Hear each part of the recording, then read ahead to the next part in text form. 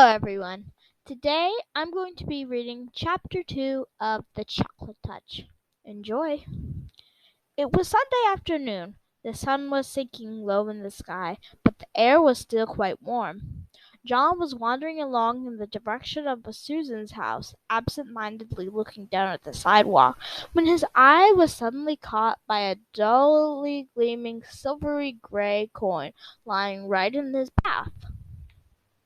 The coin was the size of a quarter, but even as he leaned forward eagerly to pick it up, John noticed there was something strange about it. It did not have a picture of George Washington or a picture of an eagle. On the side, there was a picture of a fat boy. On the other side were the letters J.M., which was funny, John thought, because those letters happened to be his initials. Grasping the coin firmly, he ran on towards Susan's house. She liked to collect things. He thought she might be interested to know that he had the beginning of a coin collection.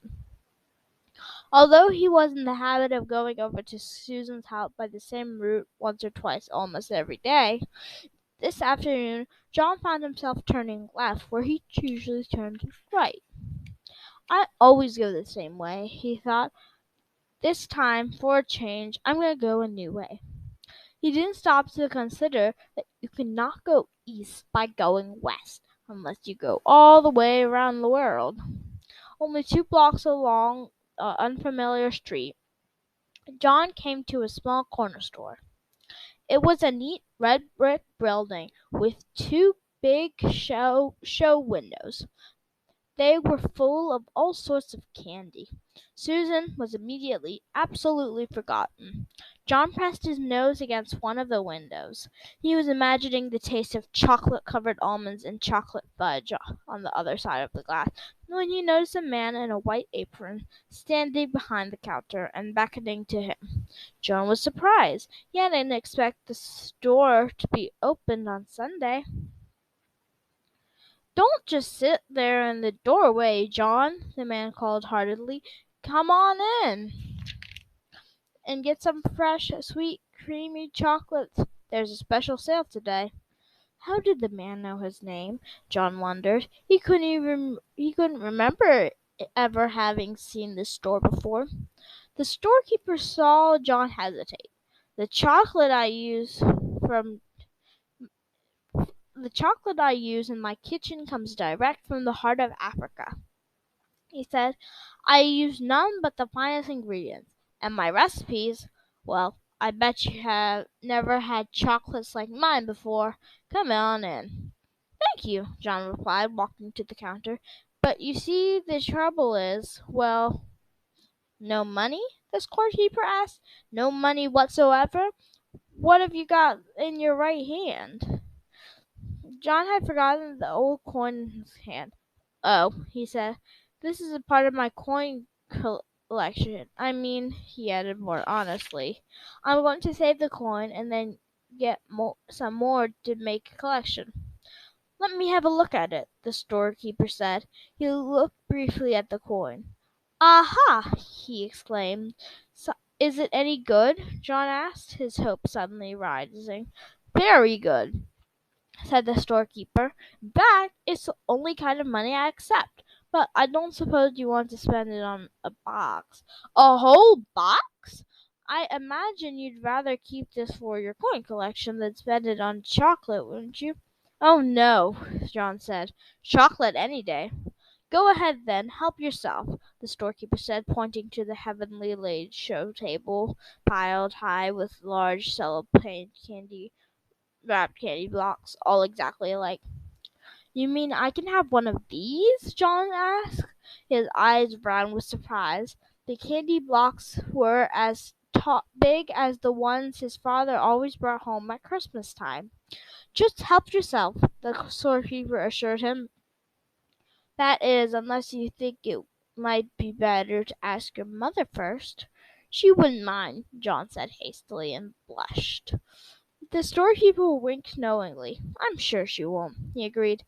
"Not in the long run, anyway."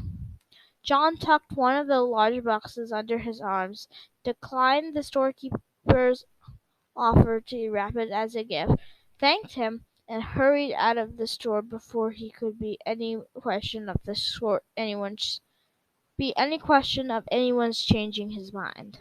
The storekeeper smiled as he watched his customer hurrying away down the street. John decided it might be sensible to enter his house quietly by the way of the kitchen, with the large box hidden behind him. He let himself in the back door and crept up the kitchen stairway, on tiptoe towards his own room on the top floor. Just as he was about to round the second floor to continue his way on, he had to stop for a moment while his father walked by, coming along the hall from the bedroom telephone. "That was Mrs. Buttercup on the phone," Mr. Midas called to Miss Midas as he walked down the front stairs. "She said she was sorry John hadn't been able to get over to play with Susan this afternoon, but it's a good thing in a way," she thought, "because Susan's already so excited about her birthday tomorrow. I wonder where John can have got to." As soon as the second floor was quiet again, and John knew that there was no danger that his candy box would be seen, he hurried silently up to his bedroom, pushed open the door, and slid the box under the bed. Then he walked heavily down the living room. "Well, there you are," said Miss Midas. "We couldn't imagine where you had been. What have you been doing?" "Oh, just sort of playing around," John said. John usually took a long time to put his things away, and undress and bathe and get ready for bed, for he thought sleeping was a waste of time. But this evening he started yawning long before his usual bedtime. Ho hum, sleepy," John announced. "All right," said Miss Midas, "you better get to bed. Time for your tonic." John's tonic came in a bottle. It had been prescribed by Dr. Cranium. John had to drink a big spoonful every night to make up for all the vegetables and fruit that he had left on his plate at lunch and dinner. The tonic tastes like soap, mud, glue, ink, and paint. It tasted horrible. Much to Mrs. Midas' surprise, John ran ahead of her to the dining room cupboard where the tonic and the tonic spoon were kept. By the time she got there, he had already filled up the spoon. Then, without any coaxing, he emptied it into his mouth. "Ugh!" John spluttered. "Oof! Bah!" "That's a very good boy," Miss Midas said. "Now, why can't you be sensible and eat up your nice dinner that way? If only you'd stop eating so much candy, you'd be able to eat your meals properly, and you wouldn't need to take the tonic." Soon John was scrubbed in his pajamas and in bed, ready to be tucked in for the night. Miss Midas sat on the bed and stroked his forehead for a minute. Then she leaned forward and kissed his cheek. John, pretending that he was very sleepy, shut his eyes and began breathing deeply. When Miss Midas rejoined Mr. Midas in the living room, she said, "I'd never known John to be so good about going to bed before. He was to sleep in no time." A few seconds after the bedroom door had closed behind his mother, John leaped to the floor, got down on his hands and knees, and felt under the bed for the candy box. He soon had it on the pillow and set to work unfastening it.